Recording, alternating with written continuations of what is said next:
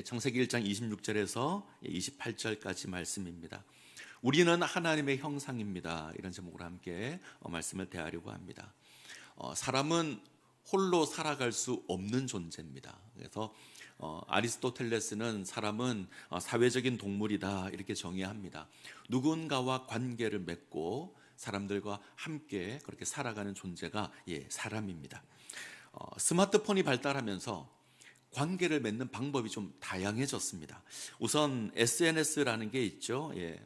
소셜 네트워킹 서비스의 약자인데 사회적 관계망 서비스, 아마 이렇게 번역할 수 있을 것 같습니다.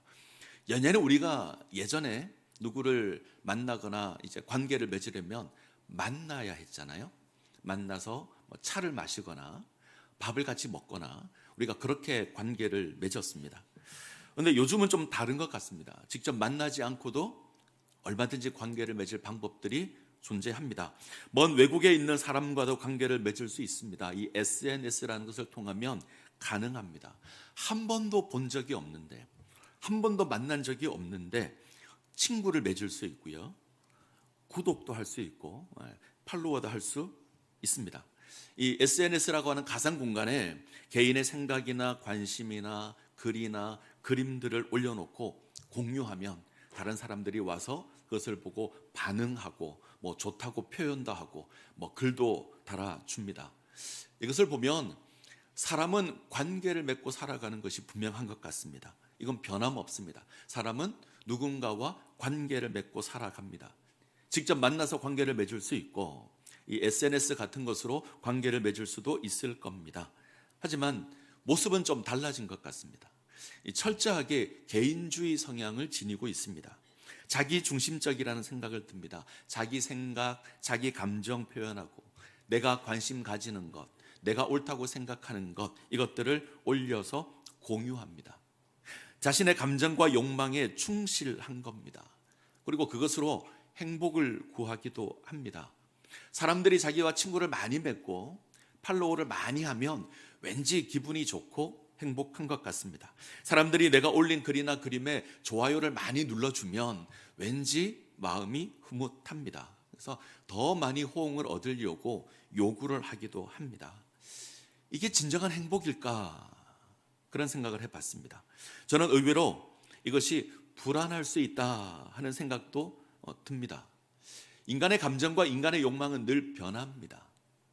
작은 돌 하나 호수에 던지면 호수 전체에 물결이 있는 것처럼 우리 감정에 소용돌이가 칠 겁니다. 때로 원치 않는 삶이 내게 주어지게 되면 우리는 SNS를 닫기도 하고 끊기도 하고 누군가 악성 댓글을 달기라도 하면 우리 삶이 무너지는 경우가 많습니다. 그래서 이것이 도움이 되기도 하지만 때로는 좀 불안한 것 같다 이런 생각도 합니다. 잘 사용하면 도움이 될 겁니다. 관계를 맺을 때 도움이 될 겁니다. 그런데 진정한 관계를 맺는 방법은 아닌 것 같다 이런 생각합니다. 더구나 요즘 이것이 돈을 버는 수단이 되었습니다. 그래서 더 그렇지 않는가 하는 생각을 합니다. 자, 분명한 건 사람은 관계를 맺고 살아갑니다. 어떻게 관계를 맺어야 하는가, 어떻게 하면 참된 관계를 맺을 수 있는가, 오늘 함께 살펴보려고 합니다. 우리가 지난 시간까지 창조, 타락, 구속 살폈습니다. 하나님께서 이 땅에 있는 모든 것 창조하셨습니다. 하늘에 있는 것, 바다에 있는 것, 이 땅에 있는 모든 것, 하나님께서 특별한 계획을 가지고 특별한 목적을 지니고 선하게 창조하셨습니다. 근데 문제가 생겼죠. 죄로 말미암아 하나님을 거역하게 되었습니다. 모든 것이 하나님을 향해서 방향이 주어졌는데 이 방향이 왜곡되었습니다. 이것을 우리가 타락이라고 했습니다. 하나님께서 선하게 지었는데 모든 게 엉망진창이 되었습니다. 근데 하나님께서 세상 포기하지 않으셨습니다. 하나님 변함없이 사랑하십니다. 당신의 독생자를 여자의 후손으로 보내시고 죄의 문제를 해결하게 하시고 다시 우리 방향을 하나님을 향해서 돌이키게 하셨습니다. 이것을 구속이라고 합니다. 자, 우리는 창조와 타락과 구속을 살폈는데 특별히 이 가운데 주목해야 될 존재가 있습니다. 바로 사람입니다. 인간입니다. 사람은 아주 특별한 존재로 지음을 입었습니다.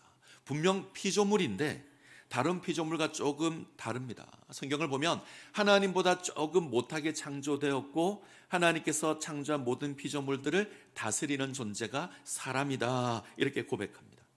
하나님의 창조 역사에 동참함으로 하나님의 뜻을 이루어가는 존재, 하나님의 꿈을 이루어가는 존재가 사람입니다. 굉장히 특별합니다. 이 특별함을 성경은 하나님의 형상이다, 이렇게 고백하죠. 우리는 하나님의 형상, 그러면 하나님의 형상이 뭘까 궁금해합니다. 자주 듣긴 했지만 선명하지 않는 것이 사실입니다. 이거 한번 확인했으면 좋겠습니다. 자, 창세기 1장 26절에서 27절을 볼까요? 창세기 1장 26절 27절 같이 읽습니다. 하나님이 이르시되 우리의 형상을 따라 우리의 모양대로 우리가 사람을 만들고 그들로 바다의 물고기와 하늘의 새와 가축과 온 땅과 땅에 기는 모든 것을 다스리게 하자 하시고, 하나님이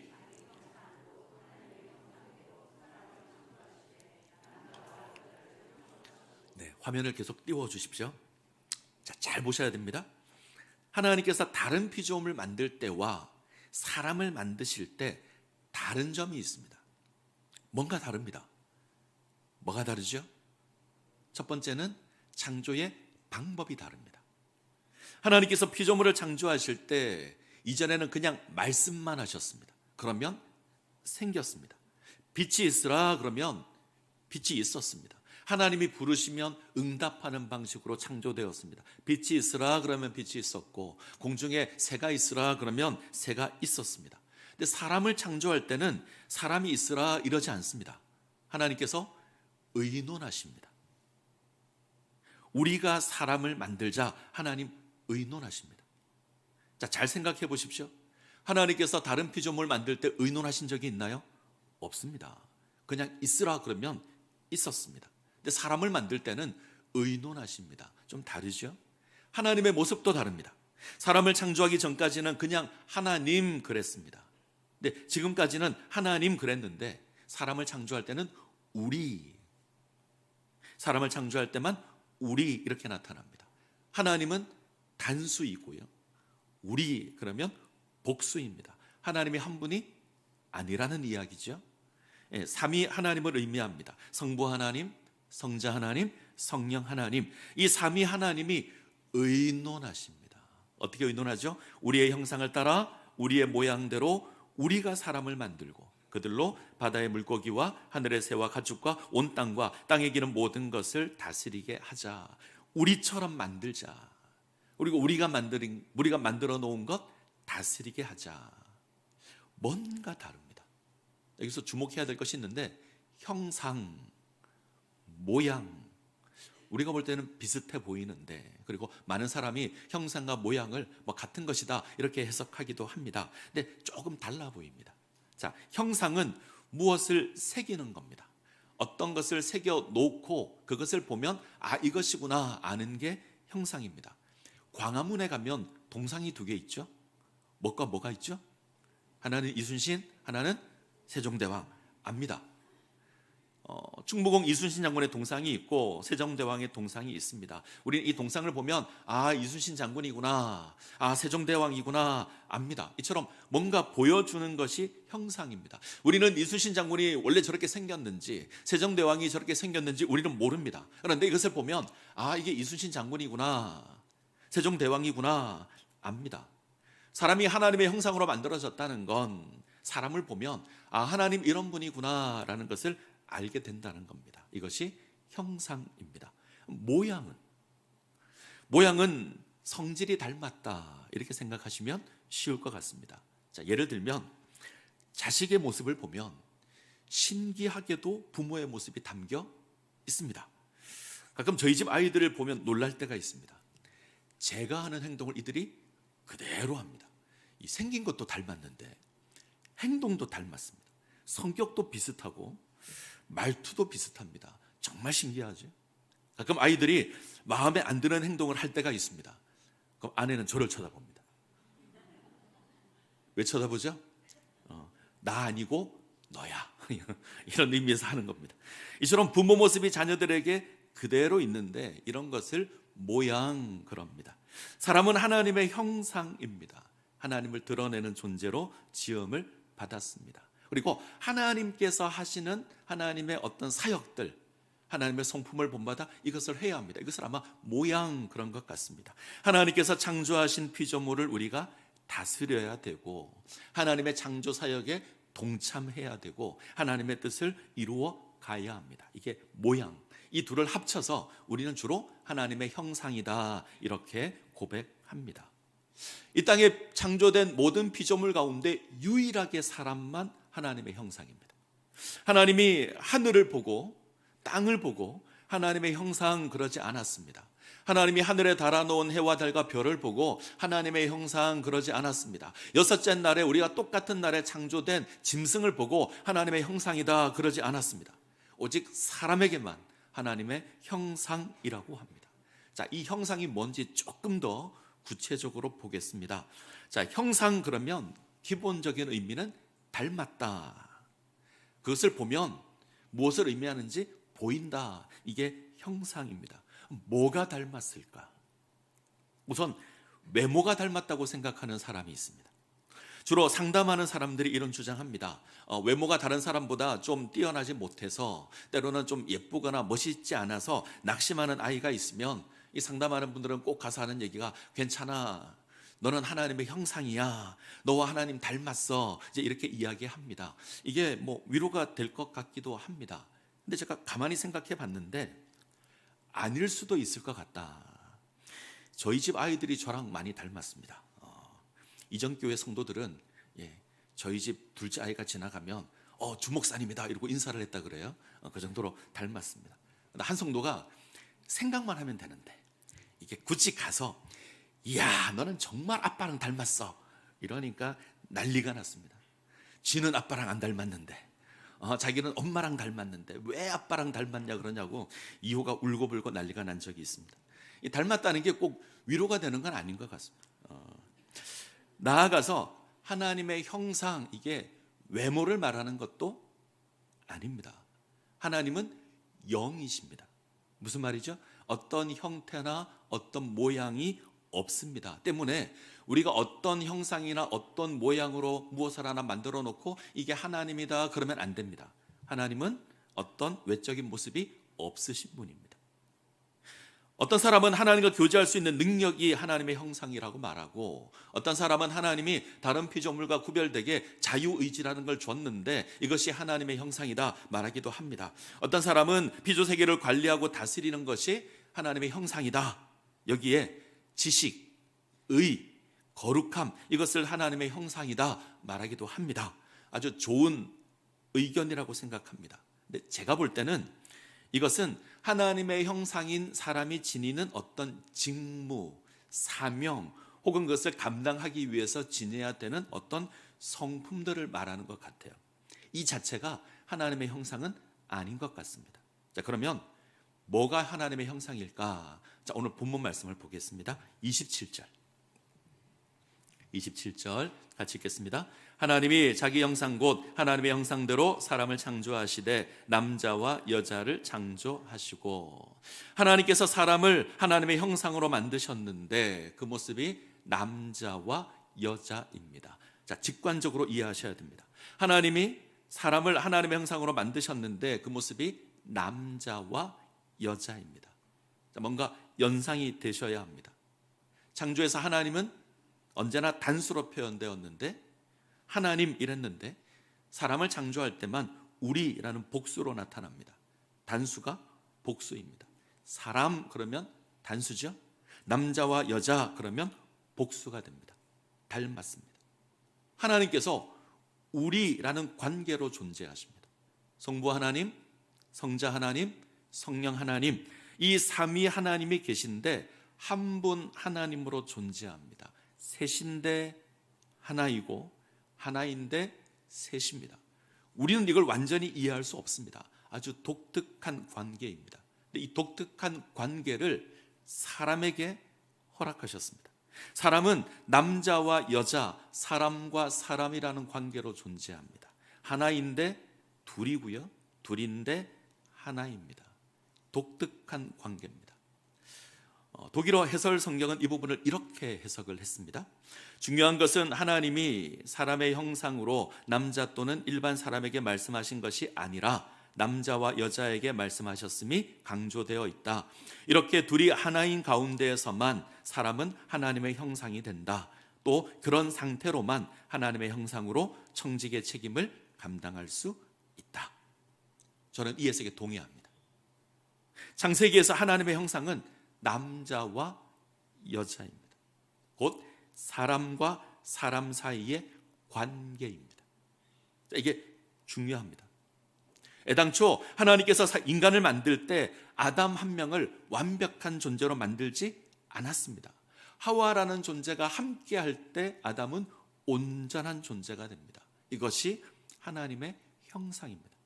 한 신학자가 이렇게 고백합니다. 이 설명은 다음과 같은 결론을 분명히 내리게 한다. 그것은 하나님에 의해 창조된 존재의 형상과 모양은 남자와 여자, 인간과 인간 사이의 대립, 결합 등의 모습을 통해서 존재한다. 인간은 공동체로 부름을 받았습니다. 나는 하나님의 형상이다. 아닙니다. 우리가 하나님의 형상이다. 이게 맞습니다. 내가 하나님의 형상이다. 아닙니다. 우리가 하나님의 형상입니다. 자, 2장 18절. 여호와 하나님이 이르시되 사람이 혼자 사는 것이 좋지 아니하니 내가 그를 위하여 돕는 배필을 지으리라 하시니라. 하나님께서 첫 번째 사람인 아담을 만드셨는데 혼자 있는 모습이 좋지 않았습니다. 하나님 창조하실 때 보시기에 좋았더라, 창조한 모든 것을 보시고 보시기에 심히 좋았더라 말씀하셨던 하나님이십니다. 그런데 좋지 못한 게 있습니다. 창조 기사에 좋지 못하다는 표현은 딱 여기만 사용되었습니다. 인간이 타락하기 전입니다. 아직 죄를 짓지 않았습니다. 근데 인간의 모습이 하나님 보기에 좋지 못합니다. 혼자 있는 것이 좋지 않았습니다. 그래서 돕는 배필을 만듭니다. 여자를 본 아담이 고백하죠. 이는 내 뼈 중에 뼈요 살 중에 살이라. 나의 반쪽이다. 합하여서 하나가 된다. 그런 의미입니다. 아담은 하와를 통해서 자신의 반쪽을 봅니다. 비어있는 하나님 형상의 나머지 부분을 보는 겁니다. 그리고 24절. 이러므로 남자가 부모를 떠나 그의 아내와 합하여 둘이 한 몸을 이룰지로다. 남자는 부모를 떠나 아내와 결합하여 한 몸을 이룹니다. 남자가 여자와 함께 있을 때 비로소 하나가 됩니다. 1 더하기 1은 2죠. 하지만 가정의 모습에서는 1 더하기 1은 1입니다. 하나님은 이런 모습으로 우리를 불렀습니다. 둘인데 하나라고 합니다. 이것으로 하나님의 그 친밀한 관계를 드러내는 겁니다. 하나님 당신이 누리는 그 친밀한 관계, 이것을 사람의 모습을 통해서 요구하시는 겁니다. 이것이 하나님의 형상입니다. 우리는 하나님의 형상입니다. 내가 하나님의 형상이다 이렇게 말하지 않고요. 우리가 하나님의 형상입니다. 이것을 위해서 우리가 지녀야 될 자세가 하나 있습니다. 하나님 안에 거해야 합니다. 창세기 2장을 잘 보시면 하나님께서 남자와 여자를 창조하시는데 한 번에 창조하지 않죠. 아담과 하와를 한 번에 다 만들지 않습니다. 아담 만들고 이후에 하와를 만드는데 중간에 에덴 동산이 있습니다. 하나님 아담 만들고 에덴 동산 만들고 하와 만듭니다. 사람 만들고 에덴 동산 만들고 사람을 만듭니다. 사람의 창조에 하나 에덴 동산이 있습니다. 하나님의 동산이고요. 하나님의 성전입니다.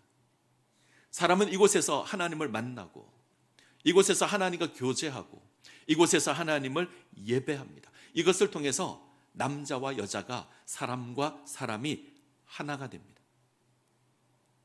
사람은 하나님과 관계 가운데 세워질 때 온전한 하나님의 형상이 될 수 있습니다. 남자와 여자가 하나님 안에 거할 때 하나님의 형상입니다. 사람과 사람이 하나님과 관계되어 있을 때 하나님의 형상으로 세워질 수 있습니다. 타락을 생각해 보죠. 인간은 하나님이 금하신 선악과를 따먹음으로 하나님과의 관계가 깨어졌습니다. 하나님을 피하여 숨습니다. 하나님을 두려워합니다. 하나님의 형상도 깨어졌습니다. 하나님의 형상이 깨어진 것이 어떻게 나타나죠? 손이 3개였는데 2개가 되었습니까? 눈이 3개였는데 2개가 되었나요? 아닙니다. 관계가 깨어지죠. 하나님이 아담에게 묻습니다.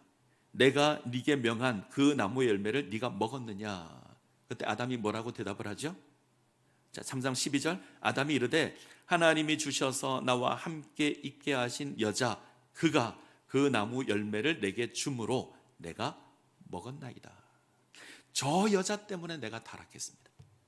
얼마 전만 하더라도 내 뼈 중에 뼈요, 내 살 중에 살이다 이랬는데 얼마 지나지 않아서 저 여자 때문에 내가 죄를 지었습니다. 이건 관계가 깨어진 겁니다. 타락으로 말미암아 관계가 깨어집니다. 부부 관계가 깨어집니다.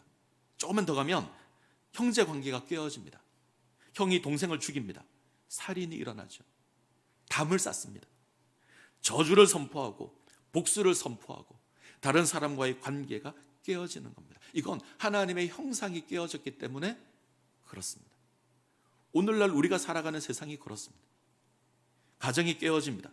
가정 폭력이 있고 이혼이 있고 형제 간의 다툼은 아주 일상입니다.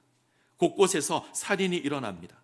민족과 민족 사이에, 나라와 나라 사이에 관계가 깨어져서 전쟁이 일어납니다. 다 하나님의 형상이 깨어졌기 때문에 그런 겁니다.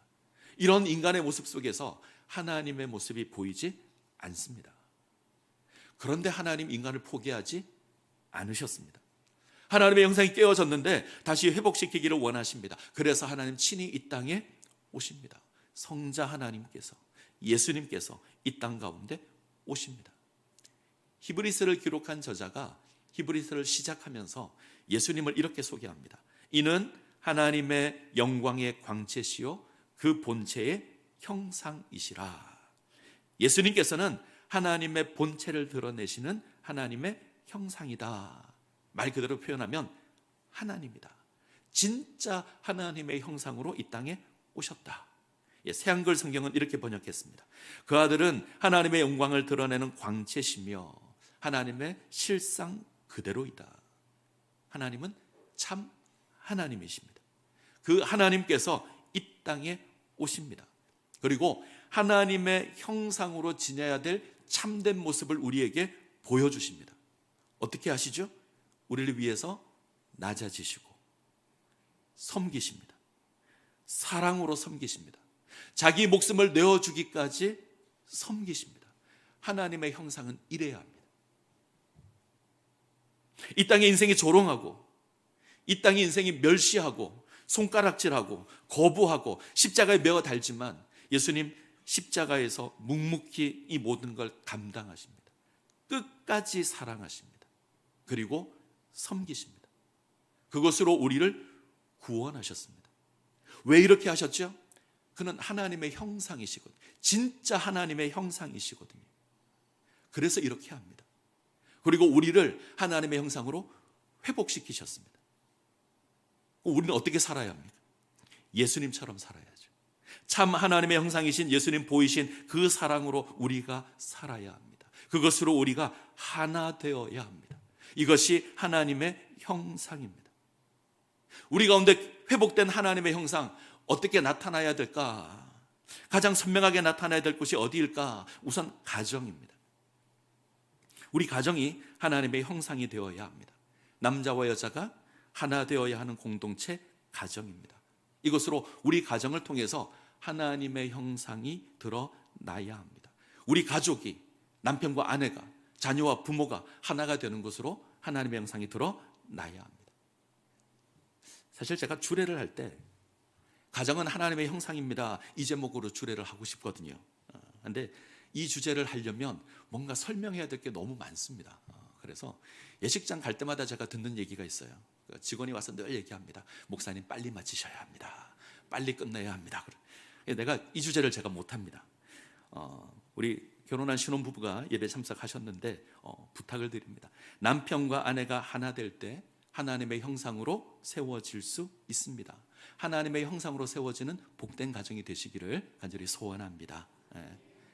가정에 갈등과 분열이 있으면 안 됩니다. 찢기는 일이 있고 병드는 일이 있으면 안 됩니다. 가정은 하나됨으로 하나님의 형상으로 세워지는 그런 모습으로 세워져야 합니다. 자, 또 하나 하나님의 형상으로 세워질 공동체가 있습니다. 교회입니다. 하나님의 구속으로 회복된 공동체가 교회입니다. 교회는 하나님의 형상입니다. 교회를 통해서 하나님이 드러나야 합니다. 세상에 안 믿는 사람이 교회를 보고 하나님이 저런 분이구나 알아야 합니다. 교회가 하나님의 형상으로 세워지기 위해서 예수님께서 기도하셨습니다. 우리와 같이 그들도 하나가 되게 하옵소서. 하나님, 우리가 하나인 것처럼 저들도 하나가 되게 해 주십시오. 부름을 입은 자가 하나가 되어야 합니다. 이것이 교회입니다.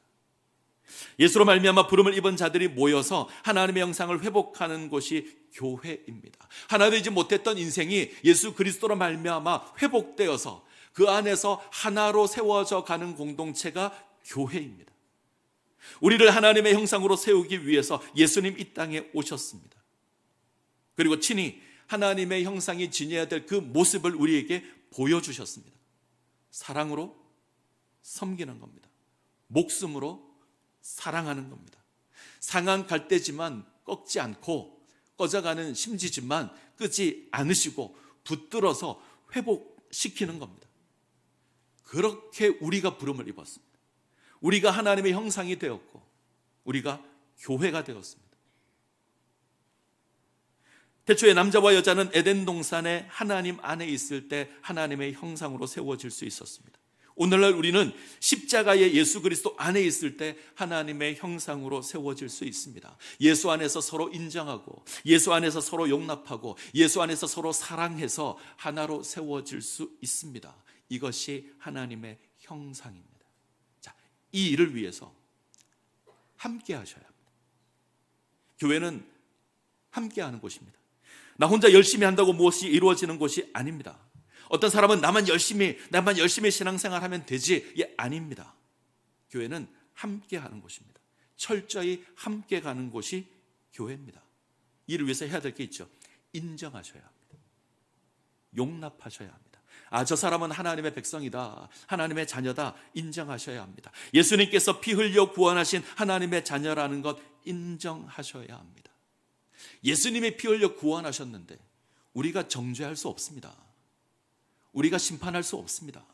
우리에게는 그럴 자격과 조건이 없습니다. 내가 맞고 저 사람이 틀렸다 이렇게 말할 수 있는 자격이 우리에게는 없습니다. 용납하고 인정하는 것만이 우리가 해야 될 겁니다. 하나님께서 주신 저 여자 때문에 내가 죄를 지었습니다. 내가 이런 대접받는 건 저 사람 때문이다. 이건 관계가 깨어진 자들의 모습이죠. 관계가 깨어졌을 때 이런 고백을 했습니다. 그러나 이것이 아닙니다. 하와가 틀렸다고 책임 전가할 수 없습니다. 동생 아벨이 내 마음에 들지 않는다고 해서 분노의 돌을 들어서 치면 안 됩니다. 인정하고 용납하셔야 합니다. 예수님의 마음으로 용납하고 예수님의 마음으로 인정해야 합니다. 그 SNS에 좋아요 누르고 막 구독 누르시지 마시고 예수님의 사랑에 좋아요 누르시고 예수님의 십자가를 구독하셔야 합니다. 그때 우리가 하나님의 형상으로 세워지게 될 겁니다. 꼭 기억하십시오. 우리는 하나님의 형상입니다. 우리의 가정이, 우리의 교회가 하나님의 형상으로 세워지기를 간절히 소원합니다.